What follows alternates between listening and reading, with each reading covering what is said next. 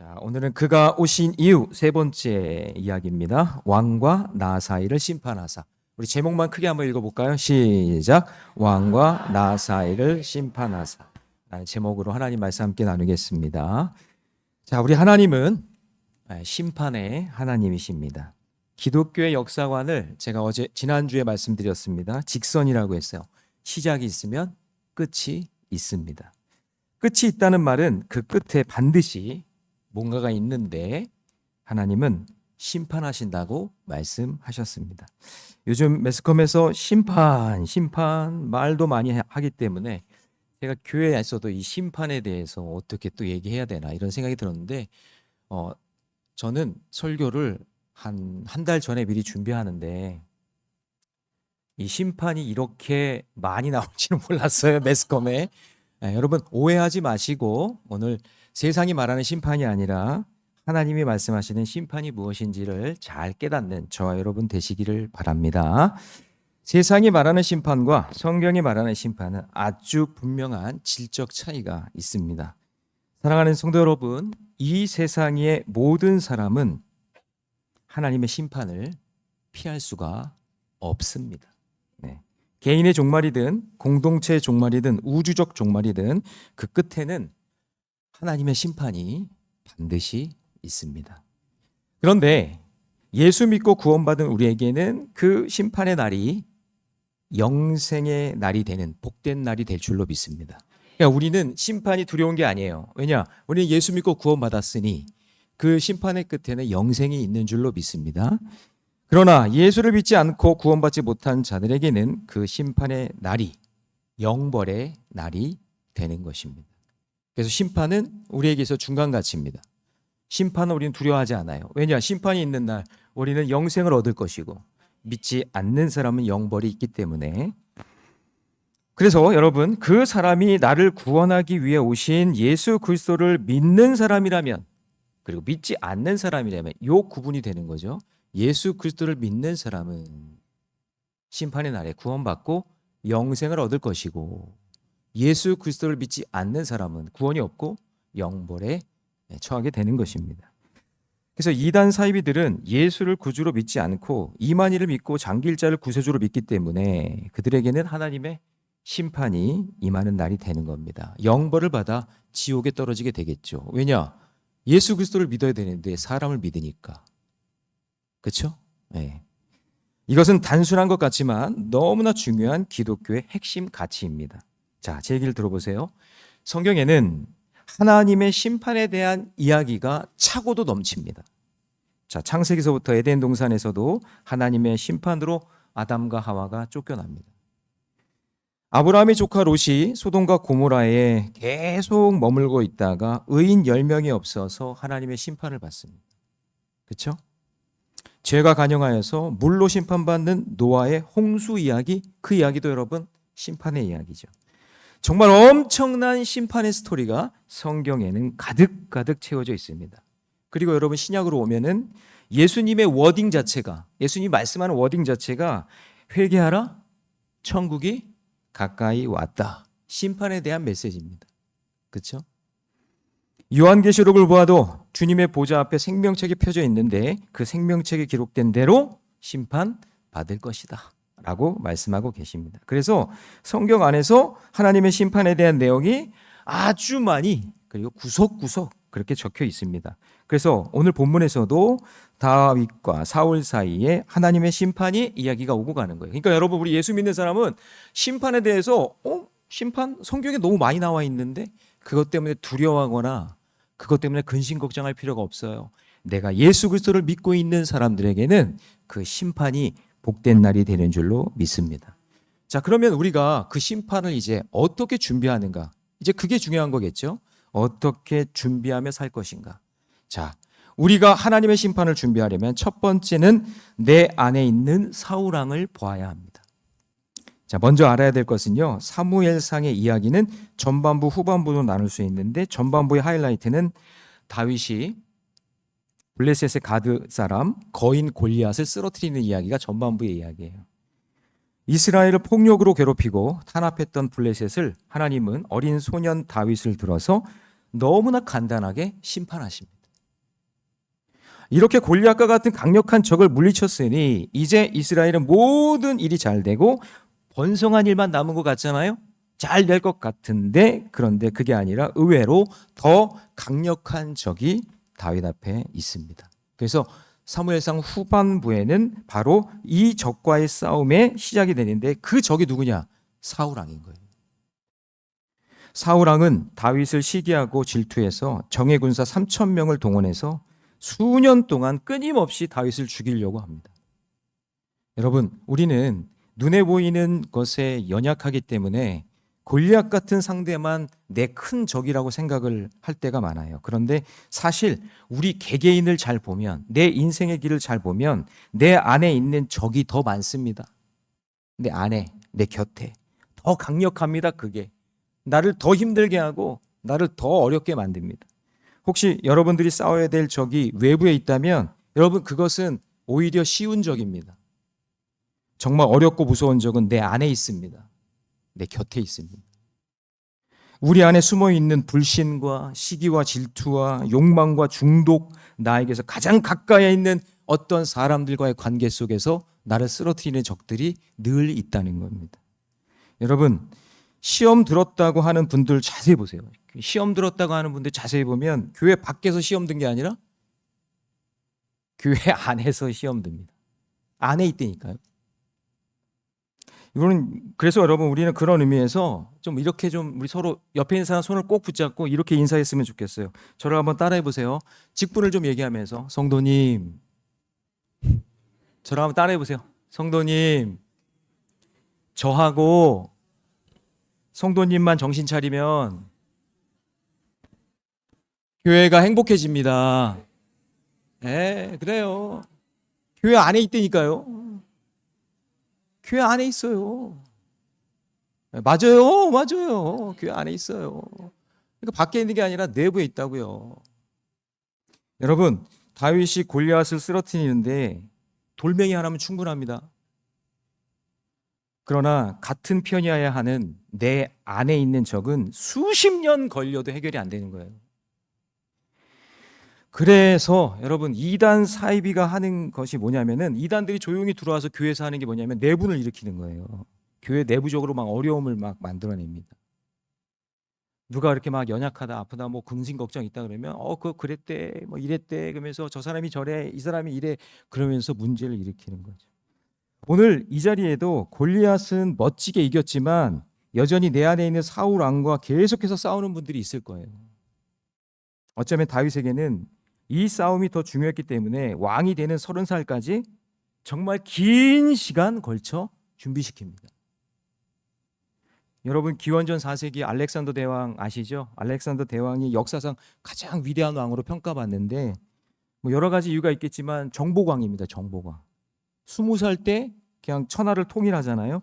13년 만에 엄청난 영토를 차지하게 됩니다. 이집트, 그리스, 페르시아, 인도 하여튼 아시아, 유럽 할 것 없이 엄청난 땅을 차지하는 왕이 되는데 근데 여러분 놀랍게도 그 막강한 군사력을 가지고 외부의 적은 전부 다 쓰러뜨려서 넓은 땅을 차지하지만 근데 여러분 측근에 있는 내부의 세력을 정리하지 못하고 특히 자기의 후임자를 결정해 놓는 그 일에 실패하게 되니까 나중에요 결국에는 그 거대한 마게도냐가 몰락해 버립니다. 순식간에 그냥 내 나라로 쪼개지면서 엉망이 돼버리는 거죠. 순식간에.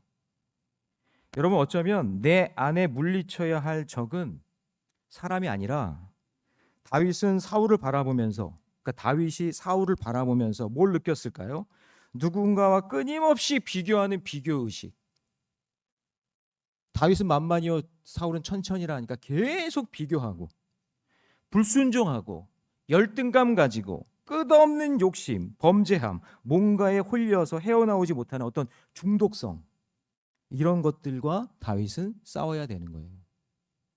저는 우리 가정도 우리 교회도 이 나라도 마찬가지라고 생각합니다. 여러분 나아만 장군을 한번 보세요. 나아만 장군처럼 겉으로는 군복을 입었어. 화려해. 말 타고 다녀요. 장군이래 사람들이. 정말 겉으로는 멀쩡해 보이지만 그러나 내부적으로는 문둥병으로 썩고 있는 거죠. 죽어가고 있는 거예요. 그래서 예수님이 이 땅에 오셔서 말씀하신 복은 기복이 아니에요. 기복이 아니라 내 속 팔복이란 말이죠. 여러분, 이 팔복의 내용을 한번 제가 앞부분을 읽을 테니까 여러분 뒷부분을 한번 읽어보세요. 심령이 가난한 자는 복이 있나니, 애통하는 자는 복이 있나니, 온유한 자는 복이 있나니, 의에 줄이고 목마른 자는 복이 있나니, 긍휼히 여기는 자는 복이 있나니, 마음이 청결한 자는 복이 있나니, 화평하게 하는 자는 복이 있나니, 의를 위하여 박해받는 자는 복이 있나니. 여러분, 이거 기복이 아니라고요. 전부 다 내 마음의 복을 받는 거예요. 내 안의 복을 받는 거죠. 그게 팔복이에요. 기복이 아니라 뭐라고요? 팔복이라고요. 여러분, 겉모습만 번지르르한 사울왕은 외부는 튼튼해 보여요. 겉으로는 멋있어 보여요. 그러나 신앙의 중심이 흔들려서 무너지는 겁니다. 사랑하는 성도 여러분, 늘 내 안에 있는 사울왕에게 지지 말고 말씀과 기도로 싸워 이겨서 주님 다시 오심을 사모하며 하나님의 심판날에 기쁘게 그것을 준비하는 저와 여러분 되시기를 바랍니다. 겉만 번지르르하게 살아가다가 심판날에 외면당하지 마시고 내 안에 팔복을 준비해 놔야 돼요. 할렐루야. 내 안에 하나님이 주시는 그 복으로 승리하는 저와 여러분 되시기를 축복합니다. 자, 두 번째, 우리가 하나님의 심판을 준비하려면요, 넓은 길이 아니라 무슨 길로? 좁은 길로 가야 돼요. 자, 사울은 계속 다윗을 쫓고 다윗은 계속해서 도망자의 신세가 됩니다. 이런 상황이 계속 반복이 돼요. 결국 힘 없던 이 다윗이 계속 도망가다 지쳤어요. 그래서 어디로? 광야로 가서 엔게디 동굴 속에 숨게 됩니다. 사람들은 이 모습을 보면 야, 다윗이 졌네, 다윗이 진 거야, 망했네, 이렇게 생각하겠죠. 사울이 그 정보를 얻어서 엔게디 지역으로 쫓아갑니다. 다윗을 잡아 죽이려고.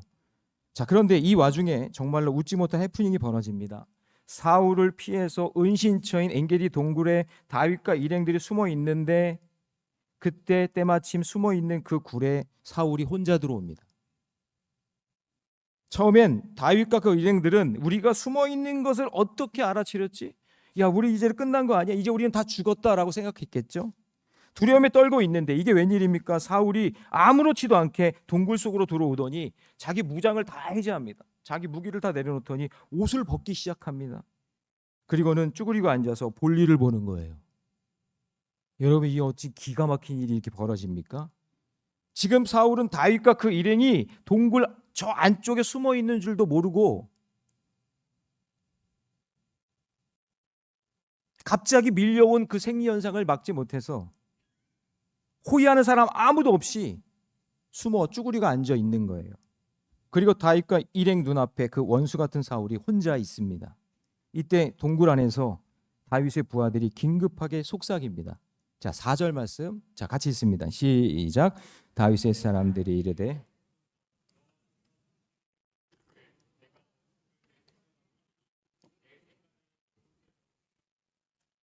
이것이 그의 날입니다 하니 다윗이 일어나서 사울 옷자락을 가만히 베니라. 자, 이러는 거죠. 좀 풀어서 이야기하면 다윗이요, 사울을 죽일 수 있는 기회가 왔습니다. 하늘이 우리에게 주신 은혜입니다. 그러니 지금 당장 저 사울의 목을 베어 죽이면 우리가 승리자가 되고 우리는 이제 도망자 신세가 아니어도 됩니다. 당신은 왕이 될 겁니다. 지금 부하들이 이 상황을 어떻게 말하는지 보세요. 여호와께서 당신에게, 잘 보세요, 이 표현을. 여호와께서 당신에게. 지금 이 상황이 하나님의 뜻이라고 생각하는 거예요. 누가요? 부하들이. 이것이 하나님 뜻입니다. 그냥 죽이면 됩니다. 이렇게 모든 신하들이 다윗을 부추깁니다. 그러나 이때 다윗이, 요 짧은 순간인데 뭐 기도했다는 이야기는 없지만 다윗이 한 번 더 생각한 흔적이 그 다음 구절입니다. 그래서 정말로 주변 사람들이 말하는 것처럼 이것이 하나님이 주신 기회, 이거 축복일까? 이것이 정말 하나님이 원하시는 걸까? 아니면 나를 편하게 하려고 자기들의 한몫 챙기려고 그 상황을 정당화하려고 하는 건 아닐까? 이게 다윗의 고민입니다. 여러분, 우리의 신앙생활 하면서도 한 가지 고민해야 할 일이 있습니다. 어떤 사실 앞에서 이게 하나님 뜻일까? 이게 하나님의 좋은 방법일까? 아니면 내가 임의대로 나를 정당화하려고, 내가 그냥 좀 편해 보려고, 내가 빨리 왕이 되려고 내가 멋대로 해석하고 있는 것은 아닌가? 결과적으로 만일 이때에 다윗이 사울을 단칼에 죽였으면 어떤 일이 일어났을까요? 당연히 다윗은 쉽게 왕이 되었을 거예요. 그리고 이제는 도망 다니지 않아도, 쫓기는 신세 되지 않아도 됩니다. 떳떳하게 세상 밖으로 나올 수 있었겠죠. 그러나 여러분, 사울을 죽여서 다윗이 왕이 될 수 있을지언정, 만약 그랬다면 살인하지 말라, 십계명 제 6계명을 어긴 것이고, 그것은 하나님이 기뻐하시는 방법이 아닙니다. 사울처럼 고난의 과정 없이 너무 쉬운 왕이 된 것입니다. 하나님의 시간표를 무시한 거죠. 그리고 칼로 일어선 자는 칼로 망한다 했습니다. 칼로 왕이 되는 것을 부하들이 다 지켜봤어요. 칼로 왕을 죽이는 자가 왕이 될 수 있다라는 전례를 남긴 겁니다. 여러분, 전례가 무서운 거예요. 다윗은 그 짧은 순간 적어도 이 세 가지를 생각했던 겁니다. 정말 죽이고 싶었지만 그렇게 되면 하나님께서 기름 부은 약속이 깨지고 기름 부은 받은 나도 누군가에 의해서 죽임당할 수밖에 없다라는 사실을 알고 있었던 거예요. 내 방법, 내 칼이 아닌 하나님의 방법이 이루어질 때까지 기다리자라고 결정을 내립니다. 그리고 다윗은 26장에 가보면 16절에서도 또 한 번 사울을 죽일 수 있는 기회가 있었는데 그때도 살려줍니다. 결국 여러분, 오늘 본문에서 돌아와서 다윗은 그 자리에서 사울을 벗어놓은 그 옷자락을 뒤에 몰래 가서 살짝 베어냅니다. 그리고 사울이 저 멀리 갔을 때 큰 소리로 부르는데, 자, 11절 말씀 같이 있습니다. 시작. 내 아버지여 보소서, 내 손에 있는 왕의 옷자락을 보소서. 내가 왕을 죽이지 아니하고 겉옷자락만 베었은즉 내 손에 악이나 죄가 없는 줄을 오늘 아실지니이다. 왕은 내 생명을 찾아 해하려 하시나 나는 왕에게 범죄한 일이 없나이다. 여러분, 지금 다윗은 사울을 죽이고 쉽게 갈 수 있는 넓은 길을, 그 다윗의 부하들은 하나님의 뜻입니다, 저 원수를 죽이십시오 라고 이야기할 때 오히려 사울에게 이렇게 얘기합니다. 내 아버지요. 그리고 도망자의 좁은 길을 선택합니다.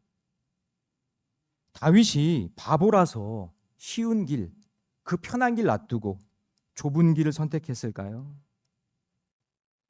사울만 죽으면 게임이 다 끝나고 내 식솔들이 이제 편하게 살 수 있고 세상 사람들의 인기와 명예를 얻는 그 놀라운 일들이 내 안에, 내 앞에 펼쳐질 텐데 그 쉬운 길을 다 알고 있었어요. 그런데 여러분, 알지만 왜 안 했냐면 그것이 영적 질서이고 경계라는 것을 알고 있었기 때문입니다.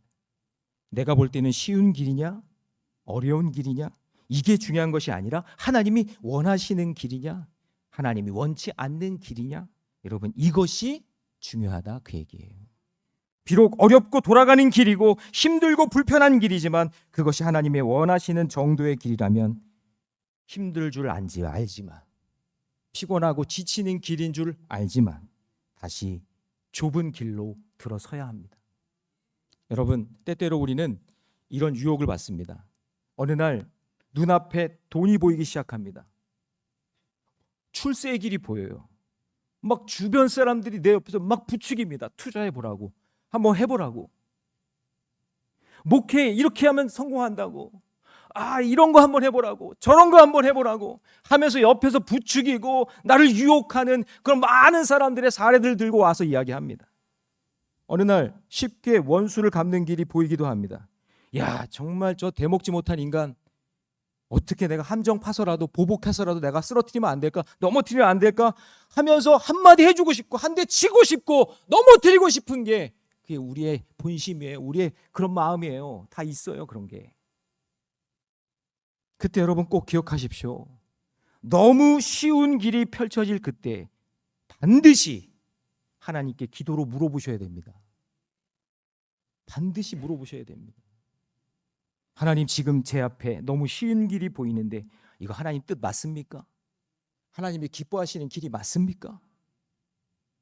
그럴 때 우리가 넘어지지 않을 수 있어요. 여러분 앞에 쉬운 길이 있습니까? 눈앞에 쉽게 돈 벌 수 있고 원수 갚을 기회가 왔습니까? 그때 무릎 꿇고 하나님께 물어야 됩니다. 그것이 과연 하나님의 뜻인지 아니면 내 욕심인지. 여러분, 우리의 인생길이 좀 멀리 돌아가고 그리고 실망하는 일, 힘든 일이 펼쳐질지라도 다윗이 멀리 돌아가는 그 좁은 길을 선택했기 때문에 그에게 위대한 왕의 길이 보인 거예요. 저를 따라해 봅시다. 좁은 길이 왕의 길입니다. 네, 꼭 기도하셔야 됩니다. 만약에 여러분이 정직하게 성실하게 살았는데 왜 자꾸 어려운 길이 나오는지 그런 생각이 든다면 그것은 하나님이 나를 버리셔서 그런 것이 아니라 하나님이 기뻐하시는 좁은 길을 걷고 있다는 증거입니다. 하나님의 심판이 임하는 그날까지 아무나 갈 수 있는 넓은 길이 아니라 하나님이 기뻐하시는 그 좁은 길을 걸으며 생명 살리는 일 끝까지 감당하는 우리 모래내 교회 우리 성도들이 되시기를 주님의 이름으로 축원합니다. 마지막 세 번째로 하나님의 심판을 준비하려면 다 같이 한번 읽습니다. 시작. 악을 선으로 갚아야 합니다. 지금 다윗에게 가장 큰 원수는 사울입니다.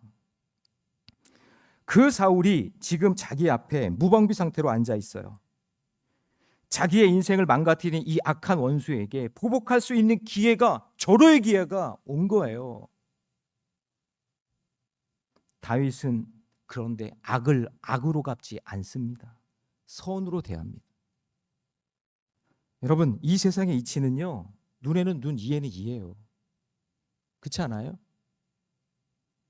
그러나 다윗은 세상의 원칙이 아니라 하나님의 원칙을 따랐다는 거예요. 그래서 신앙생활이 힘든 거예요. 그래서 이것 때문에 어려운 거예요. 아니, 세상 사람들 다 이렇게 흘러가는데 그걸 거슬려서 이렇게 가라고 하니까 그 세상의 흐름에 세상의 법칙대로 가는 게 아니라 하나님 말씀과 하나님 법칙대로 살려보니까 예수 믿는 게 어려운 거예요. 그게 힘든 거예요. 그게 당연한 거예요. 이상한 게 아니에요.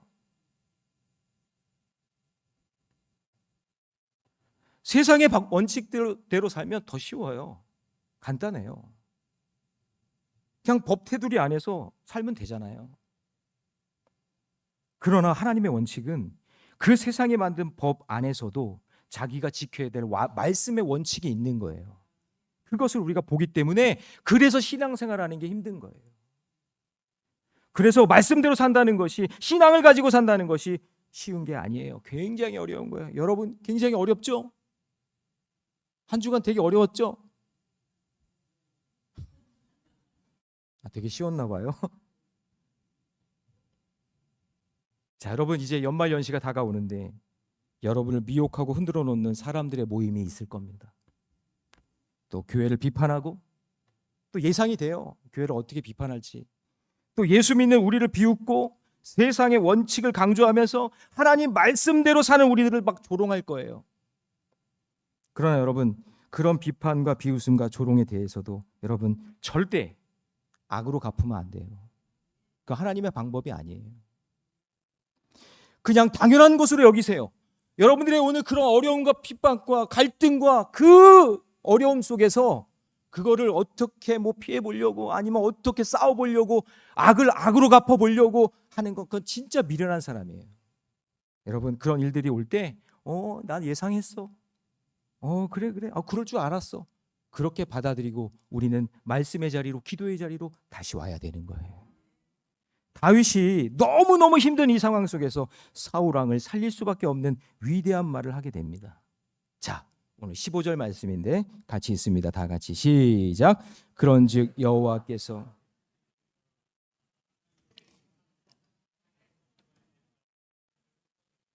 나의 왕의 손에서 건지시기를 원하나이다. 여호와께서 재판장이 되어 나와 왕 사이에 심판하사. 심판장은 누구라는 거예요? 내가 아니라 하나님. 지금 다윗은 사울만 보고 있는 것이 아니라 다윗과 사울 사이에 계신 하나님을 바라보고 있는 거예요. 내가 칼을 들어 칠 수 없는 이유는 나와 그 사람 사이에 누가 있기 때문에? 그렇죠. 하나님이 계시기 때문에 칠 수 없는 거예요. 다른 말로 하면 그 사람을 향한 심판은 나에게 있는 것이 아니라 하나님께 있음을 믿으시기 바랍니다. 그렇기 때문에 내가 다시 도망자가 되고 어려운 그 길을 가고 좁은 길을 가고 언제 끝날지 모르는 이 길이 계속 되겠지만 그 악을 악으로 갚는 사람이 되지 않겠다라는 결단이 담겨져 있는 게 오늘 본문의 말씀이에요. 그러니까 다윗은 사울의 악을 선으로 갚겠다는 믿음의 선포를 합니다. 안 죽이는 거예요. 내가 죄짓지 않으리라. 내가 왜 너를 죽여서 내가 죄를 져? 나는 죄 안 져. 하나님이 알아서 심판하실 거야.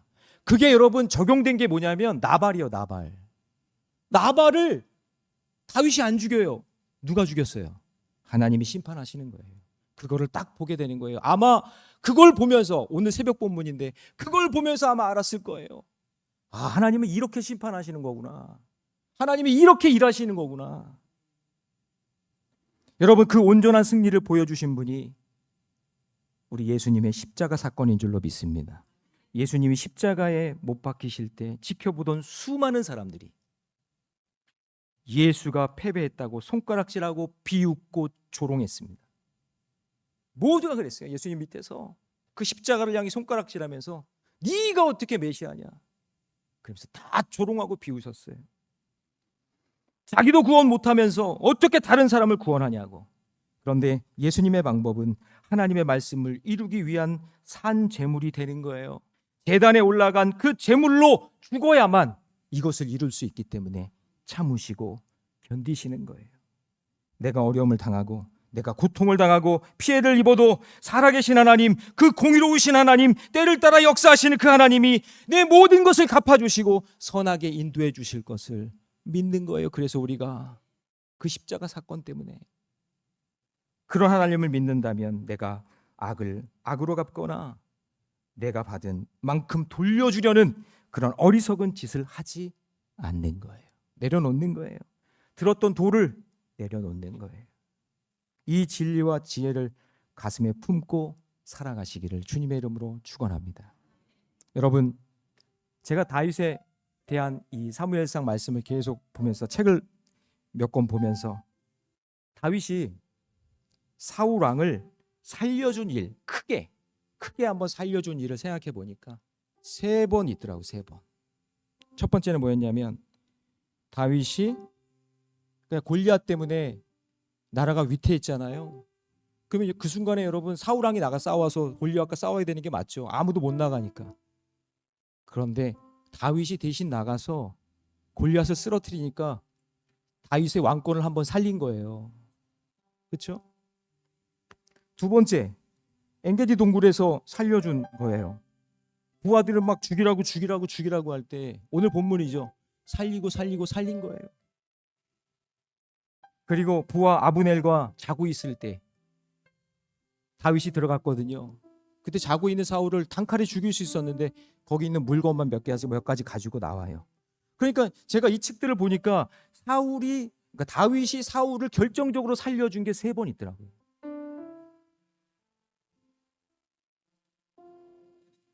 그런데 제가 말씀을 보다가 다윗이 이제 30살의 왕이 되거든요. 결정적으로 죽을 뻔한 3번의 사건이 있었어요. 하나님 앞에 죽을 뻔한 사건. 그 첫 번째가 뭐냐면 다윗이요, 기도하지 않고 언약궤를요 수레에 실어다가 예루살렘도 아니고 다윗성으로 막 가지고 갈 때, 그때 흔들리는 그 수레를 언약궤를 만졌던 우사가 그 자리에 죽어요. 여러분, 다윗이 죽어야 되는데 우사가 죽은 거예요. 하나님이 살려주셨어요. 한 번. 두 번째는 다윗이 기도하지 않고 우리아의 아내 밧세바를 자기 아내로 맞이하고 우리아를 전쟁터에 보내서 죽입니다. 가정을 파괴시켰어요. 다윗이 죽어야 되는데 우리아가 죽은 거예요. 하나님이 살려주세요. 마지막 3번째, 다윗이 기도하지 않고 사울보다 내가 더 대단하다고 내가 영토를 더 많이 차지했고 내가 군사력이 더 강하다고 교만하게 인구조사를 했을 때 하나님이 심판하십니다. 근데 그때 살려주세요. 제가 이걸 볼 때 느끼는 거, 다윗이 결정적인 순간에 사울을 살려준 그것을 하나님이 기억하시고, 다윗이 결정적으로 죽을 수밖에 없는 그 3번의 실수를 하나님이 살려주신 거예요. 여러분 어떤 선택을 하시겠습니까? 우리를 심판하시는 하나님은 우리의 모든 것을 다 기억하고 계십니다. 그래서 우리를 구원하기 위해 오신 예수 그리스도를 나의 구주로 믿는 자는 심판날이 두려운 것이 아니라 그 심판날이 기다려지는 거예요. 나를 다 아시니까. 그러므로 여러분, 우리가 하나님의 심판을 준비하려면 여러분 절대로 골리앗을 이겼다고 교만하지 마시고 내 안에 있는 사울왕을 보시기 바랍니다. 2번째, 죄를 지어도 누군가 가는, 아무렇지도 않게 가는 그 넓은 길 가지 마시고, 사람들이 다 외치고 사람들이 다 소유하는 그런 상황에서도 내가 가야 할 길, 그 좁은 길이 어디인지 그것을 찾으시기 바랍니다. 그리고 악을 똑같이 악으로 갚지 말고 악을 선으로 갚아서 주님 다시 오시는 그날까지 생명 살리는 일에 쓰임받는 우리 모래내 교회, 우리 성도들 되시기를 주님의 이름으로 축원합니다.